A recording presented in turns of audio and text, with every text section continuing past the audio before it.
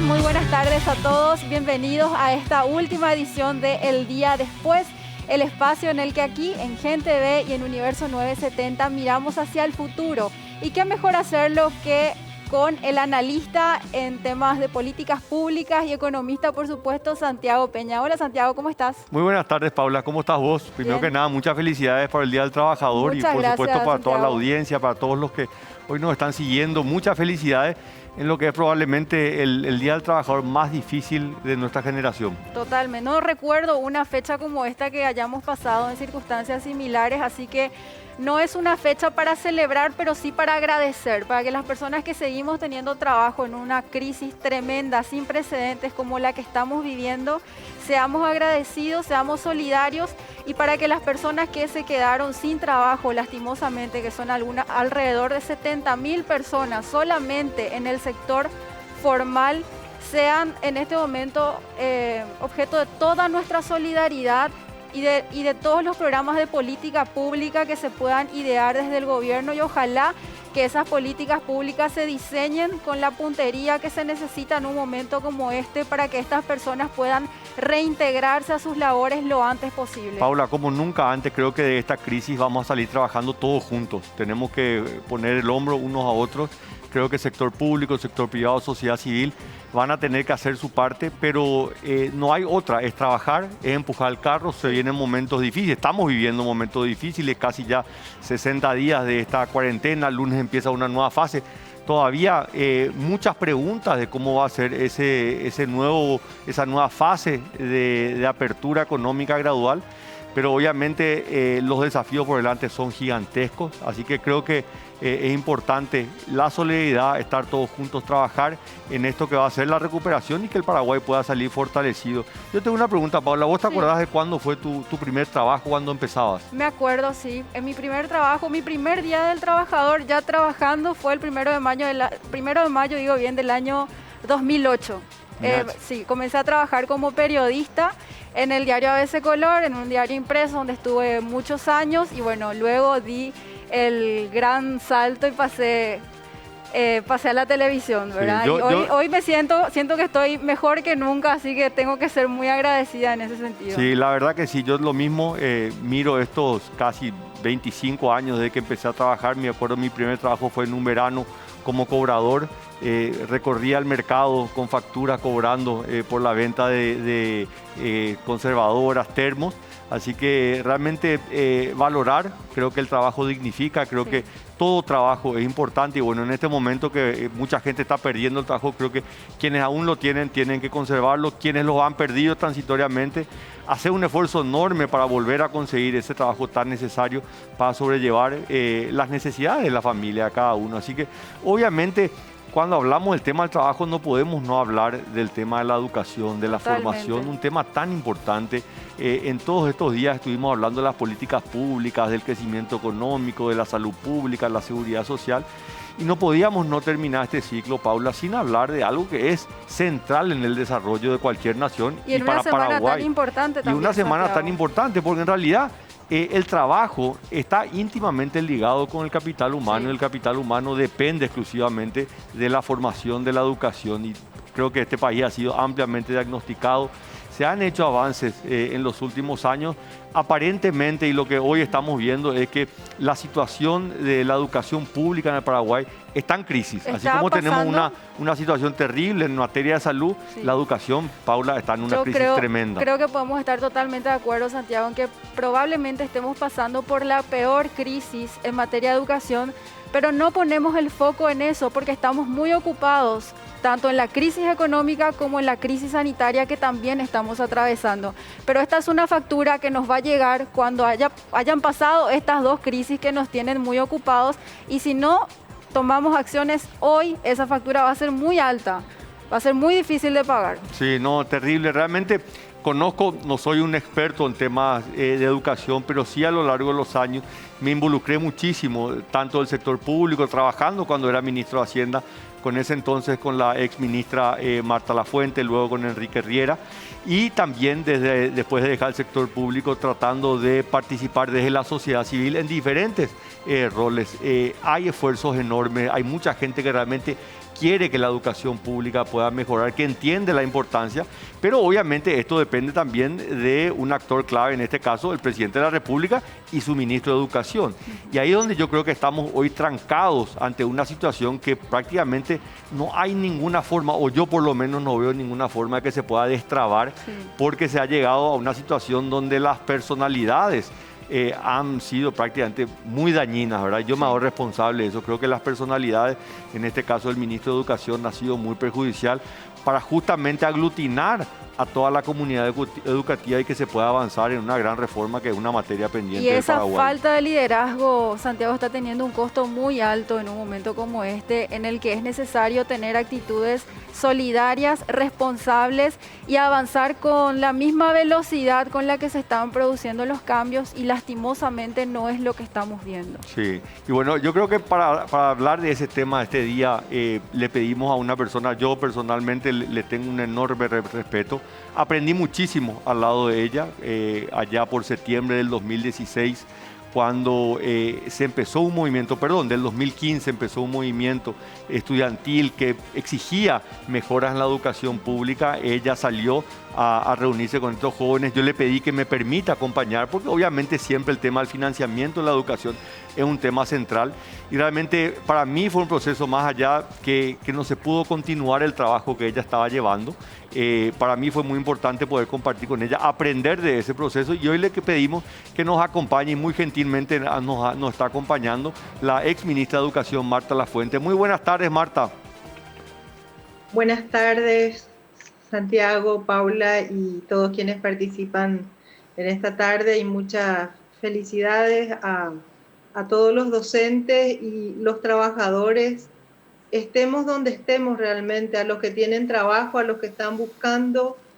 Como bien decían ustedes, es un momento muy difícil en donde revalorizamos todo aquello que sabíamos que era importante, pero que hoy lo vivimos con una intensidad. Y decías, Paula, bueno, esta factura nos va a llegar.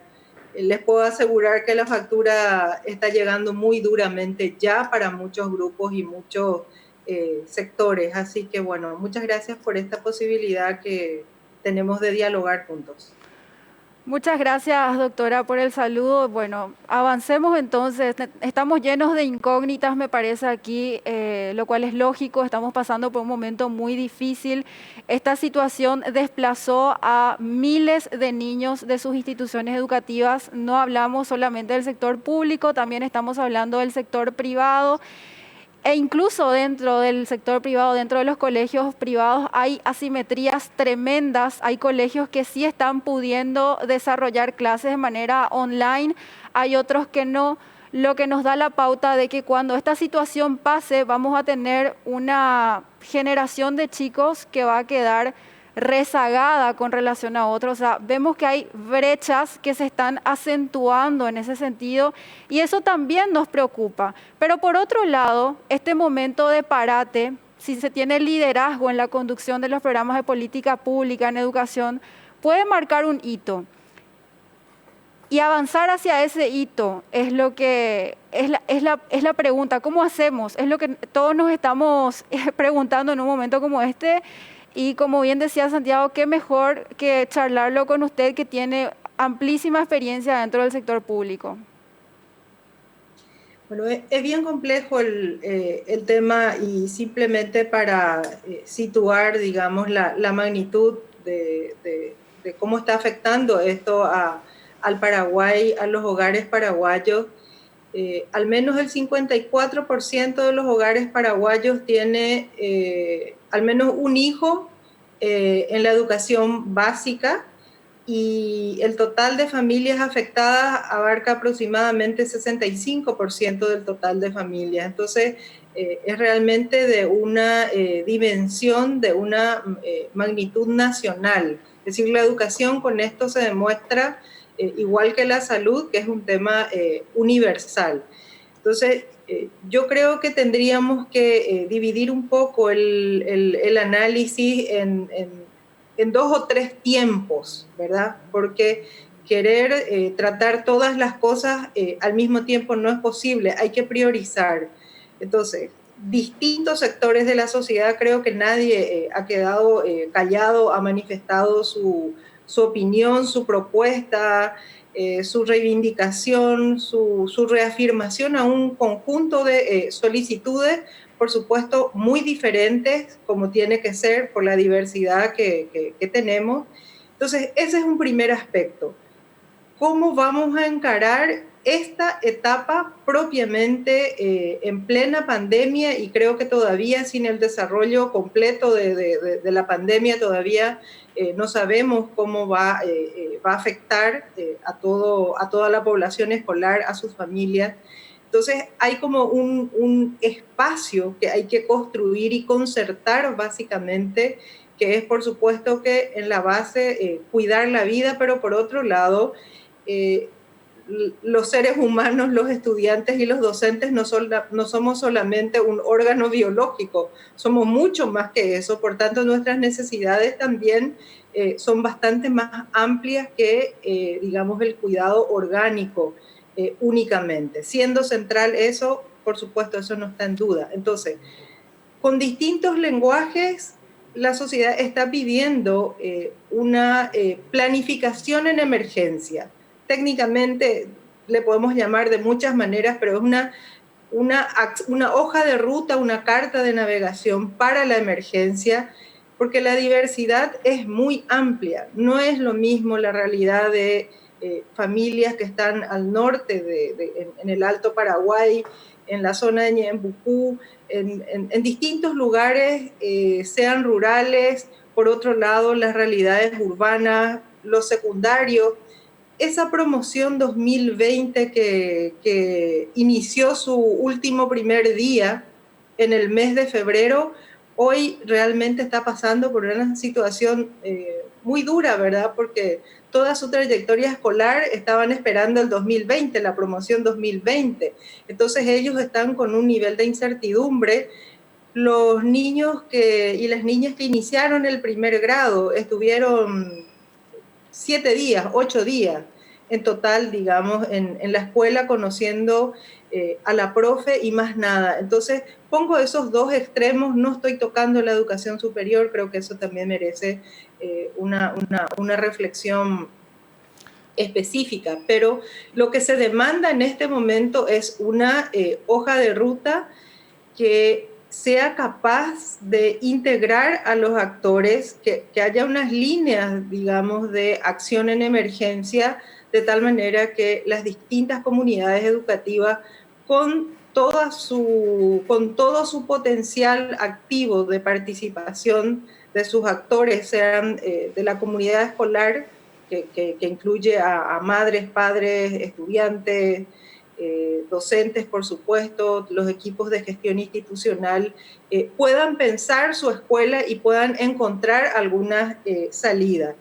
Eso no está ocurriendo y eso está generando una tensión y está aumentando realmente el grado de conflictividad. Lo social nunca va a estar exento del conflicto.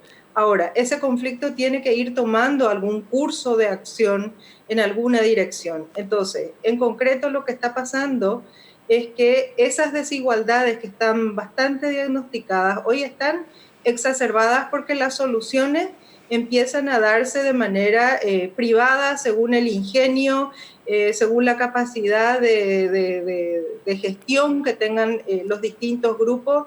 Y ayer participábamos a través del Observatorio Educativo Ciudadano en un debate de docentes, se le juntó a un conjunto de docentes a quienes escuchamos de todo lo que tienen que hacer en este momento para seguir las líneas de la plataforma, que es una plataforma que está pensada bajo el supuesto de que la brecha digital es baja y que todo el mundo tiene habilidades como para accionar, digamos, con ese instrumento, con ese recurso. Entonces, al escuchar a los docentes, realmente es descarnado lo que está pasando y se reafirma esta necesidad de encarar esta crisis en este momento de tal manera que nadie quede más rezagado de lo que ya estaba. Creo que esa es una primera cuestión. Las políticas de equidad en este momento son, así como las políticas de salud son, digamos, centrales, las políticas de equidad que incluye, por supuesto, alimentación, porque ese número de desocupados que ustedes están contando, todos ellos tienen hijos y tienen muchos hijos. Quiere decir que la desocupación y la desescolarización, digamos, en este momento, el no asistir a clases, son dos problemas que están concentrando una gran demanda y un gran esfuerzo al interior de las familias. Entonces uno se pregunta, bueno, ¿dónde está el trabajo, digamos, unificador, integrador y orientador del Estado? La razón de ser del Estado es justamente poder conducir, aglutinar, tomar decisiones, compensar, adelantarse en lo posible. Entonces, ese es un primer problema que creo que no está suficientemente tratado, y nosotros en distintos foros nacionales e internacionales estamos, por supuesto, al día con las distintas iniciativas de los distintos países. Y reflexionando, yo por lo menos sostengo que tendríamos que empezar a hacer el esfuerzo de pensar en la apertura de las escuelas para que los docentes, con todos los cuidados, puedan reunirse y pensar esa escuela, la realidad social de esa escuela, como una unidad social que es la escuela, ¿verdad? Pensar en los distintos problemas, las distintas soluciones y de qué manera se puede encarar de la mejor manera posible dentro de las posibilidades, y exigiendo también, digamos, la compensación en aquellos casos, aquellas políticas compensatorias necesarias, que la más urgente que acompaña a la falta de clase efectivamente es la alimentación. Es decir, cada familia que pierde trabajo es una familia que disminuye sus recursos, y no son solamente ya cuestiones materiales que se pueden distribuir y comprar. Hay lo que, bueno, técnicamente se llaman aquellas políticas subjetivas que también son necesarias, las de contención, las de conversación. El distanciamiento social en sí produce una cantidad de efectos en las personas, porque somos seres sociales, entonces eso también se está resintiendo. Entonces el conjunto de problemas que hay que tratar simultáneamente, que es el otro reto, no se puede decir primero vamos a hacer esto, después vamos a hacer aquello.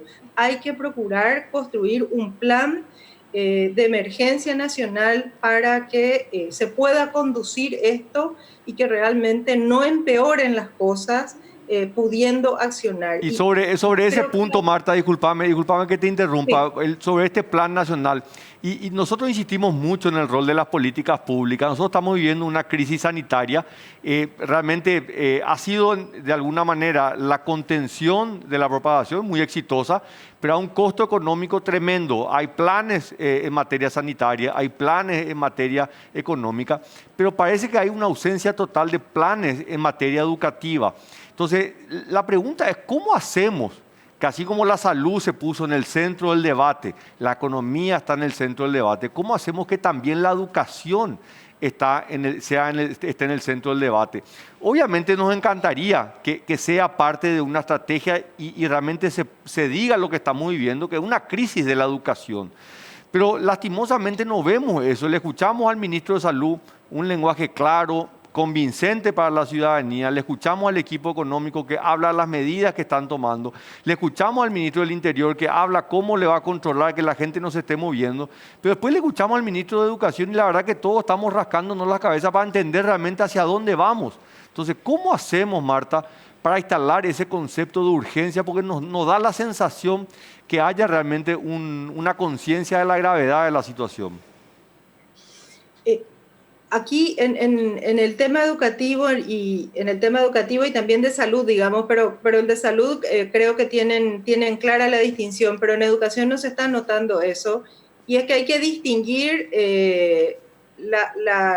la tarea del Ministerio de Educación prestando servicio educativo, porque, reitero, esto a veces no queda muy claro, pero Paraguay es uno de los países cuyo Ministerio de Educación gestiona las escuelas, es decir, es prestador de servicios a través de las escuelas que están educando, digamos, a más de 1 millón de alumnos, y esas escuelas oficiales están a cargo del Ministerio de Educación. Pero por otro lado, hay una dimensión que es la que en este momento está faltando desde mi punto de vista, y creo que vos lo estás compartiendo, compartís esto, Santi, es la política de la entidad rectora, es decir, aquellas cosas que tienen que hacer posible que ocurran desde el punto de vista de las políticas públicas. No es el servicio educativo. Alinear a todos los actores tras un conjunto de acciones que se necesitan para resolver los problemas que atañen a la educación escolar. Ejemplo, la brecha digital. Bueno, ¿qué vamos a hacer en aquellas comunidades en las cuales el servicio educativo se quiere sustituir o se quiere suplementar de momento, digamos, por la plataforma virtual?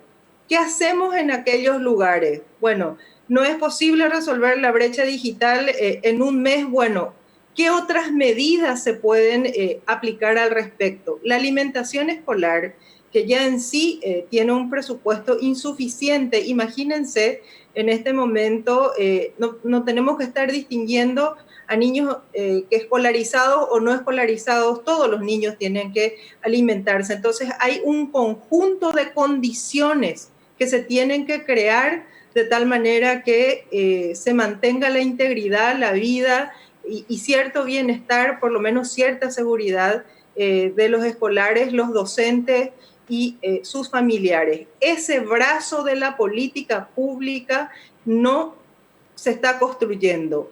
Yo lo digo y me hago cargo también de lo que digo. En este momento uno ve un ministerio dando clases, pero no generando una política de alianza y de hacer mucho más robusto, digamos, todo el tema de la cooperación de los distintos actores, porque la educación realmente es una responsabilidad de toda la sociedad, de los medios de comunicación, de la familia, del sector productivo, de los sindicatos, bueno, de todos. No hace falta citar a todos, pero todos estamos comprometidos con la educación, y por eso es que es un bien público. ¿Y por qué es un bien público?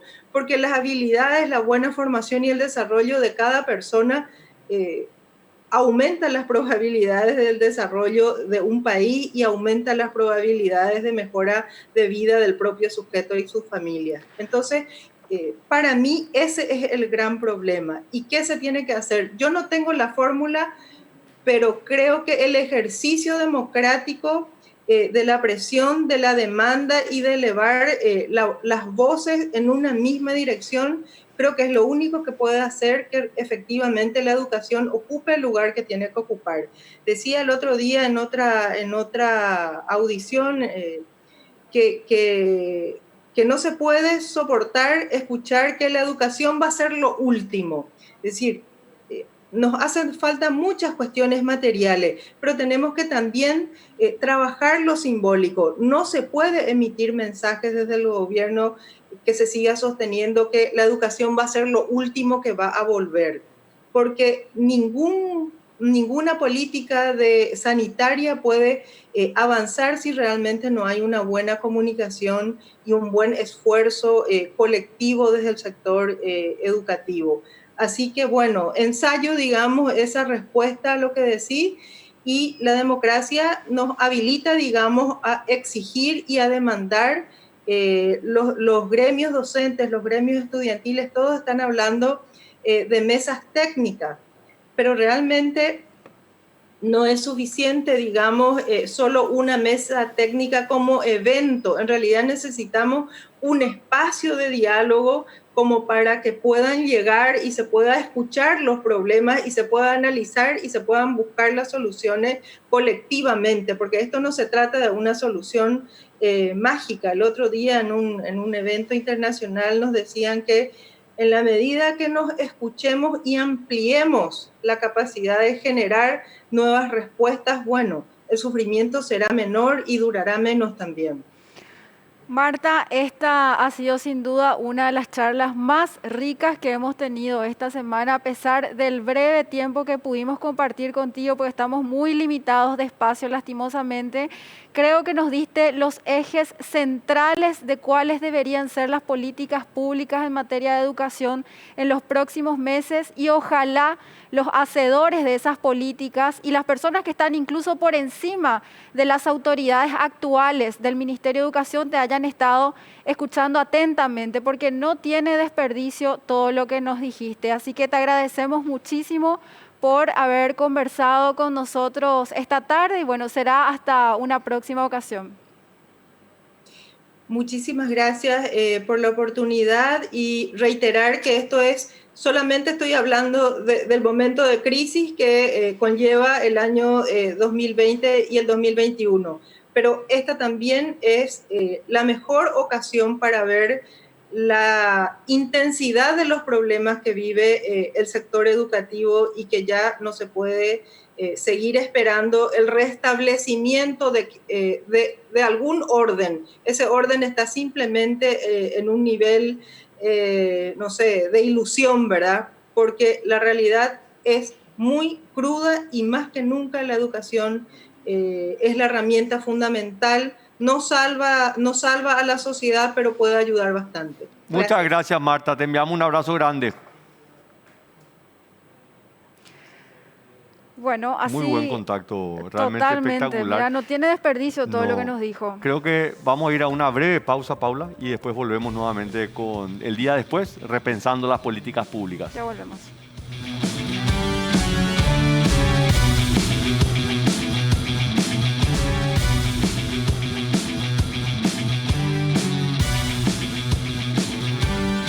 Estamos de vuelta aquí en el día después, el espacio en el que repensamos las políticas públicas aquí en Gen Universo 970. Hay que decirlo, la última edición por el momento al menos. Por el momento, Santiago? vamos a ver qué dice la producción, vamos a ver qué dice acá la administración del canal, a ver si cumplimos las expectativas. Yo principalmente, ¿verdad? Porque vos realmente, Paula, me ayudaste muchísimo esta semana para poder llevar y plantear estos temas que muchas veces no son el día a día, pero son los temas importantes. No es el tema urgente, pero son los temas importantes. Poder levantar la mirada, ¿verdad? Claramente el tema de la salud es una preocupación enorme para toda la ciudadanía. El tema económico apremiante en este día, el Día del Trabajador, con tanta gente que está perdiendo su empleo, es fundamental. Eso es lo urgente, pero lo importante, nunca tenemos que olvidarnos que es el eje central de los países que se pudieron desarrollar, son aquellos países que apostaban a la educación, y lo repetimos, pero ¿cómo cuesta, Paula? Claro. ¿Cómo cuesta realmente que esté en el centro del instalar debate? esa urgencia como pedías. ¿Verdad? Y hablamos mucho de la construcción de la institucionalidad, pero al final la institución se construye a través de personas, ¿verdad? Y yo creo que ya tenemos toda la evidencia de que Paraguay está súper atrasado en materia de educación. Es la carrera que llevan adelante todos los países del mundo. Y bueno, nosotros mientras seguimos discutiendo y seguimos nuestras peleas, el tiempo pasa y la recuperación para Paraguay va a ser mucho más difícil. Y ese rezago, Santiago, se nota todavía más en un momento como este, porque la ex ministra Marta Lafuente, con la que conversábamos justamente antes de ir a la pausa, nos decía: estoy harta de escuchar que las soluciones para educación van a venir recién cuando termine esta crisis, cuando deberíamos estar ocupándonos del tema educación de manera simultánea, tanto con la misma urgencia con la que nos estamos ocupando de la cuestión sanitaria y también de la cuestión económica. Sí, y un tema, no sé si vos te percataste, Paula, pero cuando arranca esta situación de la pandemia, quien anuncia fue el presidente de la República. ¿Te acuerdas de esa primera conferencia de prensa? Creo que fue el 12-13 de marzo. Estaba al lado del ministro de Salud, estaban prácticamente todos los presidentes de los poderes del Estado. Cuando anunció el paquete de medidas económicas, estaba el presidente de la República al frente. Sí. Cuando se hacen los anuncios de la educación, no está el presidente de la República. Yo creo que ese es un llamado a atención. Creo que obviamente el presidente está evaluando todos los frentes, tiene bombas que le explotan todos los días, ¿verdad? Pero lastimosamente hoy no vemos que la educación esté en el centro del debate. Y bueno, en ese sentido... Y nos preocupa. No, a mí me preocupa muchísimo preocupa porque mucho. la educación probablemente es de los ámbitos más complejos. La comunidad educativa es tan amplia, incluye a los maestros, a los padres, a los alumnos, a todos los niveles, la inicial, la media, la universitaria, tremendamente complejo. Requiere de una atención tremenda, requiere de unas habilidades blandas de poder interactuar, de poder compaginar los intereses de todos, ¿verdad? Y eso creo que solamente se puede hacer con una atención específica del presidente de la República. Entonces, en esa línea tratamos de seguir profundizando en estos temas, ¿verdad? Sí. Marta, fue muy interesante lo que nos contó de la visión de que tenemos que poner en el centro del debate, tenemos que empezar a generar estos consensos, son tan necesarios, lo sabemos, pero nunca ocurren. Y ahora vamos a invitarle a otro entrevistado, Óscar Charotti, que es director ejecutivo de Juntos por la Educación. Óscar no solamente trabaja desde Juntos, sino desde Juntos también coordina con diferentes organizaciones de la sociedad civil en lo que es el Observatorio de la Educación. Y bueno, también queremos escuchar un poco tu opinión, Óscar. Ya tantas veces hemos escuchado los análisis, los diagnósticos, los resultados, el SNEPE, que en vez de mejorar salimos peor de lo que estábamos en la última evaluación. ¿Cómo movemos, cómo generamos el cambio, Óscar? ¿Cómo hacemos que finalmente, así como hoy estamos trabajando en una emergencia sanitaria, en una emergencia económica, también finalmente empecemos a trabajar en una emergencia educativa? Muy buenas tardes. Muy buenas tardes, Santiago. Buenas tardes, Paula. Gracias por el espacio. Bueno, a ver, con respecto a la pregunta, ¿por dónde empezamos? Indefectiblemente, Santiago, cuando desde Juntos por la Educación hace 8 años atrás iniciábamos este proceso y fundamentados, digamos, en estudios rigurosos que nos permitían dar cuenta de las principales necesidades.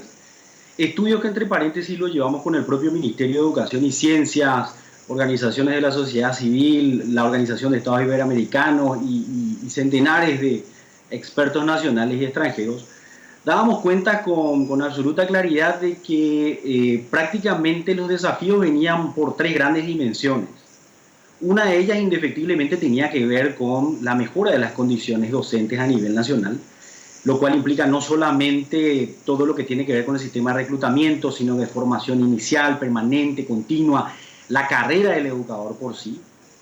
Otro aspecto fundamental tenía que ver, y vinculado a esto, el del financiamiento público de la educación, que, como sabemos, Paraguay es uno de los países que menos invierte en la región y realmente, a los efectos de poder garantizar una serie de políticas en salvaguarda de la garantía de los derechos, necesitamos ampliar enormemente ese volumen de inversión. Y la tercera dimensión, que creemos que nosotros es una de las fundamentales y sobre las cuales hemos focalizado enormes esfuerzos a lo largo de estos últimos años desde nuestra organización de la sociedad civil, tiene que ver justamente con esto del fortalecimiento institucional.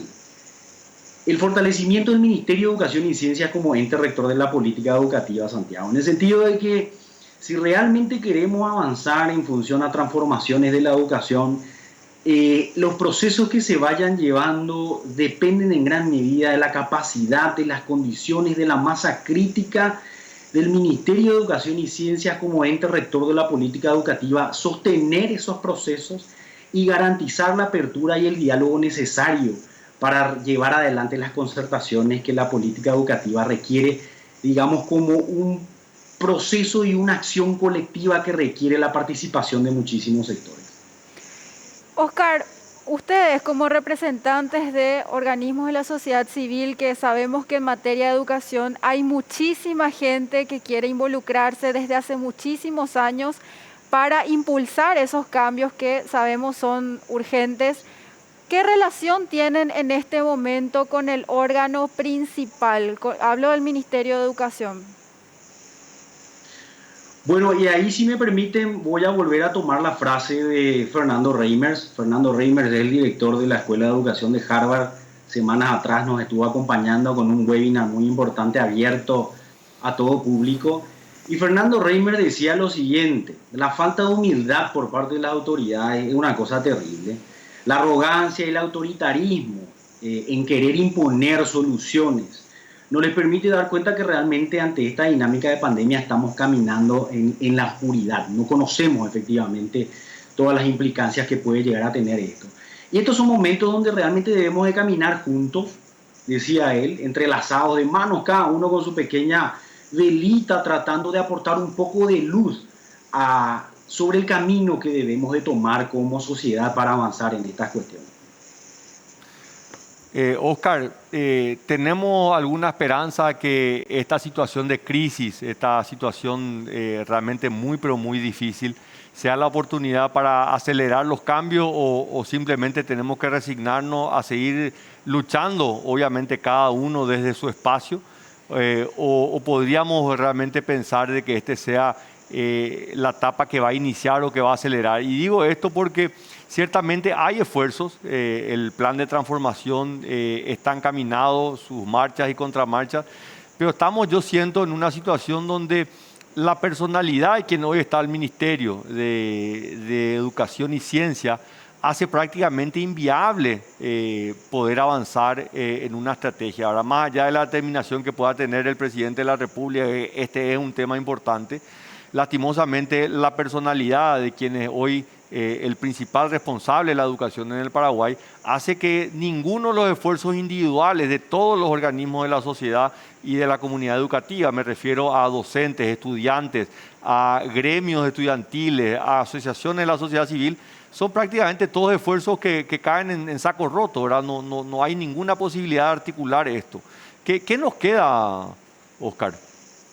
Bueno, mira, así tal cual como decía Santiago, yo creo que esto que mencionás con respecto a la institucionalidad del ministerio y el funcionamiento coyuntural que estas instituciones públicas tienen, dependen tanto del carácter, de la personalidad y de la apertura de quien los dirige, que justamente ese es el indicador más elocuente de la enorme debilidad institucional que tenemos. Esta pandemia justamente lo que viene a hacer es exponer enormemente y acentuar no solamente los desafíos, sino dar claramente cuenta de las enormes deficiencias y expone más que nunca la urgente necesidad de desarrollar esas capacidades, esas competencias y la masa crítica profesional al interior de nuestras instituciones, que nos permita realmente llevar adelante procesos de construcción de políticas públicas basadas en evidencias, basadas en el diálogo y por sobre todo sobre una amplia participación real y sustantiva de todos los sectores. Como decíamos anteriormente, la educación es una acción colectiva. Nosotros no podemos pretender definir políticas educativas sobre la base de un trabajo en oficina o de la centralidad de un Ministerio de Educación acá en Asunción para una enorme diversidad existente a nivel nacional. Las políticas educativas aquí en cualquier parte del mundo, aquellas que funcionan, son trabajadas con los principales actores de la educación y en ese sentido es mandatorio para este ministerio revisar esa visión, establecer una apertura y realmente dar cuenta de que desde la sociedad civil, así mismo de todos los actores, hay muchísimas cuestiones que se pueden seguir aportando en función a la construcción de esta política. Oscar, una anécdota Santiago, adelante. Sí. ¿Recordás en aquel proceso de elecciones 2018 desde Juntos por la Educación llevábamos una campaña Votá Educación, donde logramos que prácticamente todos los candidatos alineen una visión en dos propuestas con respecto a lo educativo? Una de ellas era el blindaje de la educación y la otra era incrementar el financiamiento público en educación, ¿cierto? Sí. Y ese blindaje de educación realmente, discutiendo y reflexionando un poco con los distintos actores, dábamos cuenta y pensábamos, nuestro país es posible realmente, en nuestro país es posible realmente blindar algún tipo de política educativa, alguna institución. Y inmediatamente pensábamos, decíamos, Paraguay es uno de los países que tiene la política macroeconómica posiblemente, o por lo menos antes de esta pandemia, ¿verdad?, más saludable en toda la región. Un indicador es nuestra moneda. El guaraní tiene más de 72 años, 73 años aproximadamente. Y esa política macroeconómica saludable y prudente ha sido posible gracias a un Banco Central del Paraguay como ente rector de esa política macroeconómica que ha llevado realmente bastante bien, digamos, esas políticas a lo largo del tiempo. Y la pregunta es, ¿qué pasó en el BCP que no pasó en las otras instituciones o que no pasa efectivamente en el Ministerio de Educación y Ciencias? Y ahí dábamos cuenta de dos cuestiones principales. Una de ellas, nosotros le llamamos, tomando un poquito algunos conceptos de Michel Foucault, decíamos el famoso contrapoder. Un contrapoder que equilibre a la entidad rectora. ¿Cuál es el contrapoder para el Banco Central del Paraguay? El contrapoder para el Banco Central del Paraguay es nuestro sistema financiero, que está bien organizado, que tiene muy buena representación, que tiene conocimiento, que tiene poder para incidir propositivamente en que se cumplan las normas, que se cumplan las reglas de juego, ¿sí? Por un lado. Y por otra parte, la otra dimensión es el Banco Central del Paraguay ha sido una de las pocas instituciones del gobierno que realmente ha invertido en su gente a lo largo del tiempo, y eso le permitió desarrollar una masa crítica profesional al interior de la institución muy importante. Trasladando esa dinámica al sistema educativo público, uno se pregunta, ¿cuál es el contrapoder ante un Ministerio de Educación y Ciencias? Hoy tal vez la sociedad civil está queriendo tomar ese lugar, tratando de exigir, tratando de promover el cumplimiento de una serie de derechos, pero realmente no tenemos la suficiente fuerza, porque el verdadero contrapoder somos los padres de familia, somos todos los ciudadanos paraguayos que debemos de saber qué exigir, a quién exigir, y efectivamente poder dar cuenta de a qué tipo de educación necesitamos nosotros para llevar adelante realmente el desarrollo de cada una de nuestras familias. Y es ahí donde tropezamos con uno de los principales problemas, porque como ciudadanos, como padres de familia, no estamos organizados, no tenemos voz, no tenemos voto y no existe interlocución. Sí. Este Ministerio de Educación no escucha. Y por otra parte, en la segunda dimensión, el Ministerio de Educación no ha sostenido políticas de desarrollo profesional. No tiene una masa crítica profesional en el Ministerio de Educación que garantice, como decíamos anteriormente, el desarrollo de políticas públicas basadas en evidencia, basadas en el diálogo y sobre una amplia participación. Sí, ciertamente creo que estás tocando un punto súper importante, ¿verdad? Generar ese contrapoder que de alguna manera lo obligue. Por supuesto que cada gobierno debería y desearía tener una buena gestión en el Ministerio de Educación y Ciencia, pero en realidad es cuando se le obliga, cuando se le está controlando constantemente, es que finalmente se comporta de una mejor manera. Así que claramente ese contrapoder que somos todos los ciudadanos, ¿verdad? Yo te agrego, no solamente los padres de familia, sino todos, ¿verdad? Porque también si queremos una recuperación económica, necesitamos una fuerza laboral que sepa cómo aprender nuevas disciplinas, porque esa es la realidad.